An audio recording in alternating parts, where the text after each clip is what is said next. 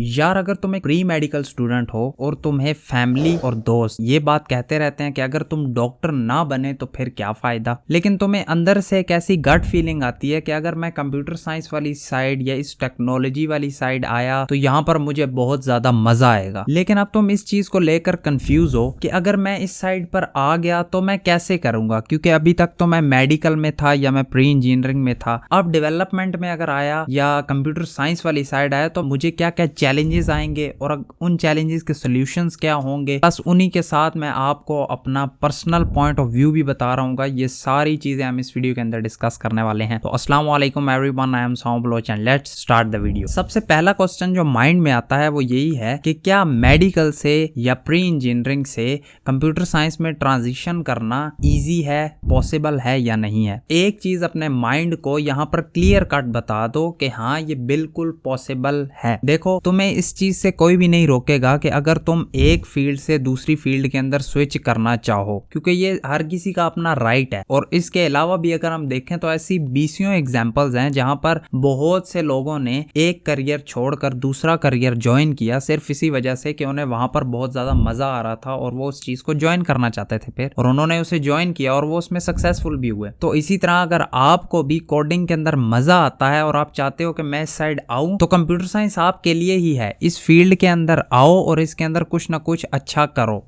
अब हम जरा कुछ चैलेंजेस के बारे में बात कर लेते हैं जो उन स्टूडेंट्स को आ रहे होते हैं जो नए नए इस फील्ड के अंदर एंटर होने लगे होते हैं, वो भी किसी और फील्ड से। अगर आप प्री मेडिकल से आ रहे हो तो आपका नो प्रोग्रामिंग बैकग्राउंड होने वाला। जाहिर बात है आपने पहले फिजिक्स पढ़ी है, केमिस्ट्री पढ़ी है, आपको इस चीज का तो आइडिया है ही नहीं कि डेवलपमेंट में क्या होगा, कोडिंग में क्या होगा। तो अब जब यहाँ आप अपने उन दोस्तों के साथ बैठने वाले हैं जो शायद पीछे उनका बैकग्राउंड वही था, तो शायद वो आपसे अच्छे आंसर्स दे पा रहे हो, टीचर्स को आप ना दे पा रहे हो, तो वहां पर वो चीज थोड़ी डीमोटिवेटिंग होती है। लेकिन इसका सोल्यूशन भी मैं आपको आगे बताता हूं। फिर सेकंड जो चैलेंज आपके पास आएगा वो ये होता है कि मैथ का डर होता है उन स्टूडेंट्स को। बहुत से स्टूडेंट बल्कि मैथ वाली साइड आते ही नहीं है कि कंप्यूटर साइंस के अंदर मैथमेटिक्स है। तो ये भी एक कॉमन सा बस एक फियर है जिसका सोल्यूशन है। फिर हमारे पास प्रॉब्लम आ जाती है कि यार फैमिली की तरफ से सख्ती है, फैमिली की तरफ से थोड़ा है। जाहिर बात है वो इस चीज को सीरियस नहीं लेते, क्योंकि आई नो पाकिस्तान के अंदर ये बहुत ज्यादा चीज कॉमन है। पेरेंट्स यही कहते हैं कि ये किस तरह पॉसिबल है कि एक बच्चा कंप्यूटर पर बैठ के इस तरह पैसे कमाएगा। तो ये चीज मतलब उन्हें एक नॉन सीरियस फील्ड लगती है।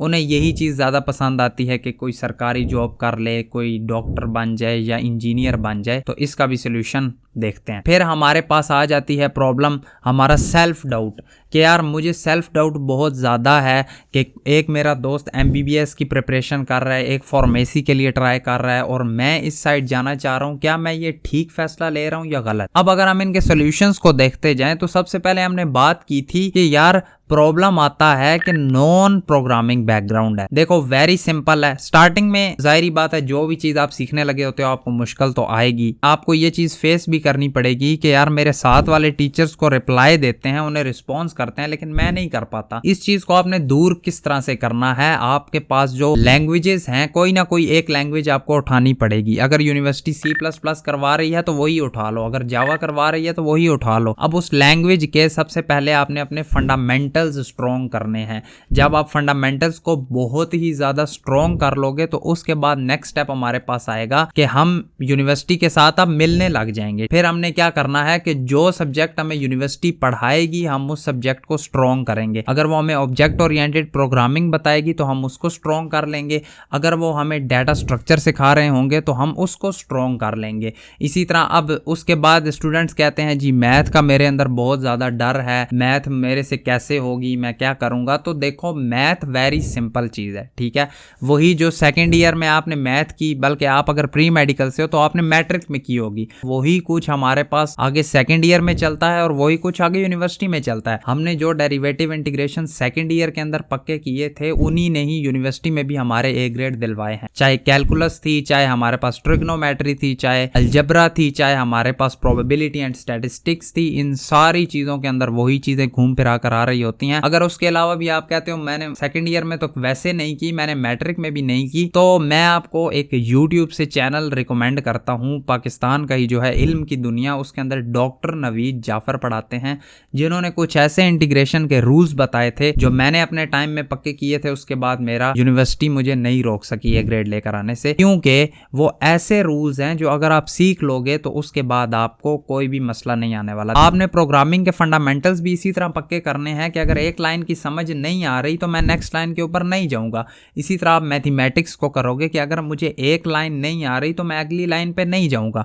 उसी के अलावा अगर बात करें तो इतनी ज्यादा मैथमेटिक्स कोडिंग के अंदर है भी नहीं, जस्ट इस लेवल की जाती है, इतनी की जाती है कि आप लॉजिक बिल्डिंग के अंदर स्ट्रॉन्ग हो जाएं, क्योंकि मेन मकसद आपका यही है। अगर आप लॉजिक बिल्डिंग के अंदर ठीक हो गए तो फिर तो आपके लिए कोई मसला ही नहीं है। इतनी की मैथ आपको करनी पड़ेगी जो कि बिल्कुल मसला नहीं है। रूल्स वगैरह आप समझ लोगे एक बार और फिर आपके लिए बहुत ज्यादा चीजें आसान हो जाएंगी। उसी के साथ फ्री रिसोर्सेज का बहुत ज्यादा आपने इस्तेमाल करना है। देखो यूट्यूब आ चुका है इस वक्त, यूट्यूब के ऊपर हर कोर्स आपको फ्री में अवेलेबल मिल जाएगा। अगर हम डीएसए की बात करें, अगर हम ऑब्जेक्ट ओरिएंटेड प्रोग्रामिंग की बात करें, अगर हम किसी और लैंग्वेज की बात करें, अगर हम डेवलपमेंट की बात करें, तो हर एक चीज अवेलेबल है यूट्यूब के ऊपर। फ्री रिसोर्सेज पे मैं इसलिए ज्यादा जोर देता हूं क्योंकि मैं नहीं चाहता कि आप यूनिवर्सिटी के ऊपर डिपेंडेंट रह जाएं।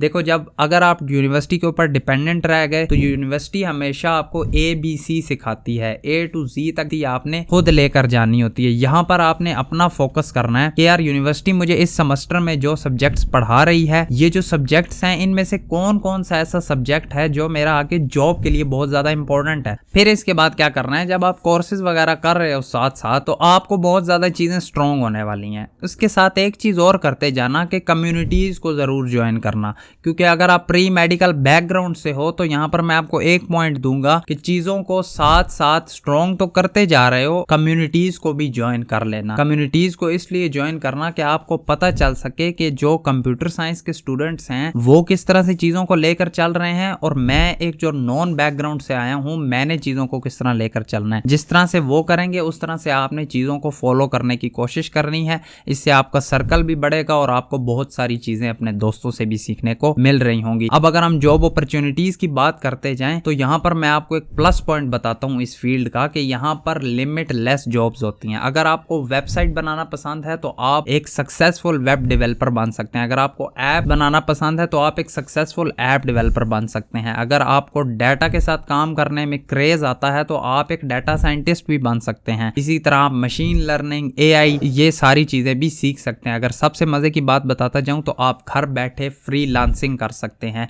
फ्रीलांसिंग एक ऐसी अपॉर्चुनिटी है, इतनी मजेदार चीज है कि आप पाकिस्तान में बैठे हुए ऑस्ट्रेलिया के क्लाइंट के साथ काम कर सकते हैं, UK, यूरोप, इंडोनेशिया, सऊदीया, आप हर कंट्री के हर जगह के क्लाइंट के साथ काम कर सकते हैं। और आप पाकिस्तान के अंदर बैठे सिर्फ अपने लैपटॉप का इस्तेमाल करते हुए ही आप बाहर के क्लाइंट्स के साथ काम करके डॉलर्स के अंदर भी इनकम जनरेट कर सकते हैं। प्लस आप अपनी स्टडीज के साथ भी पार्ट टाइम काम करके ऐसे कमा सकते हैं। अब अगर हम एक डेली लाइफ एग्जांपल से देखते जाएं, एक पर्सनल एक्सपीरियंस की बात बताता जाऊं यहाँ पर, तो देखो मैं आपको एक बात हमेशा कहता हूं कि आप जिस फील्ड के अंदर भी जाओगे वहां पर आपने कोशिश करनी है कि आप अपना 100% दे रहे हो।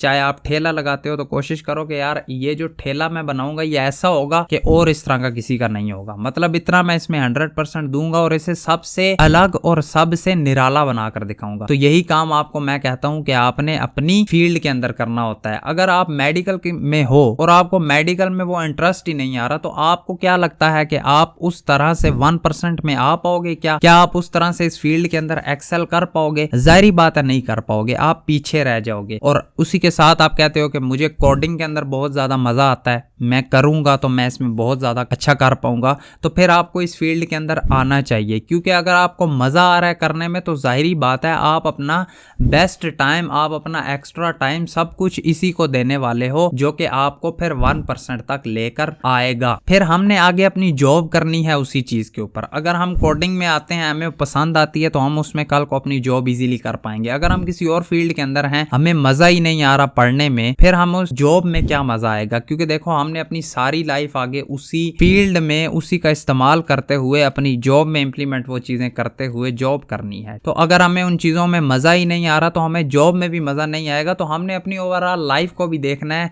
अगर हमें कोडिंग में मजा आ रहा है तो फिर हम करेंगे और फिर हमें जॉब में भी मजा आएगा। अगर हमें कंप्यूटर साइंस की फील्ड में भी मजा नहीं आ रहा, हम सिर्फ इसलिए आ रहे हैं कि मेरा दोस्त यहाँ पर है, तो फिर भी हमें उसका फायदा नहीं होने वाला। फायदा इसलिए नहीं होगा क्योंकि हम जस्ट वैसे ही आए हुए हैं, हमें मजा नहीं आ रहा, तो फिर हमें जॉब में भी मजा नहीं आने वाला। तो हमारी जॉब, फिर हमारी जिंदगी एट द एंड मुश्किल ही होने वाली है। तो इसलिए हमेशा उस साइड पर जाओ जो आपको पसंद आ रही है। एट द एंड इसका जो मेन पॉइंट है इस बात का वो यही है कि भाई अगर आपको जिस फील्ड में मजा आ रहा है आप उसी के अंदर जाओ, क्योंकि आपने अपनी पूरी लाइफ गुजारनी है उसी फील्ड में जॉब करते हुए। आपको एडिटिंग में मजा आ रहा है आप उस साइड जाओ, आपको डिजाइनिंग में मजा आ रहा है आप उस साइड में जाओ, आपको डेवलपमेंट में मजा आ रहा है तो आप उस साइड में आओ, क्योंकि at the end better life हमने अपनी बनानी है। और उसी के साथ प्रैक्टिस प्रैक्टिस और प्रैक्टिस करते रहो ताकि आप चीजों को बहुत जल्दी और बहुत अच्छे से सीख जाओ, कल को जॉब लेने में आपको कोई भी परेशानी ना आ रही हो। बाकी आई होप सो आपको आज की वीडियो हेल्पफुल साबित हुई होगी, पसंद आई होगी। अगर पसंद आई वीडियो को लाइक कर देना, चैनल पर नए हो सब्सक्राइब कर देना। उसी के साथ अगर आपका कोई क्वेश्चन कोई क्वेरी हो तो do let me know in the comments, I am here for you. मैं अपनी पूरी कोशिश करूंगा आपको रिप्लाई दे सकूं, आपके क्वेश्चन का आंसर दे सकूं। बाकी मिलेंगे आपसे आपकी नेक्स्ट वीडियो में। Thank you so much and Allah Hafiz.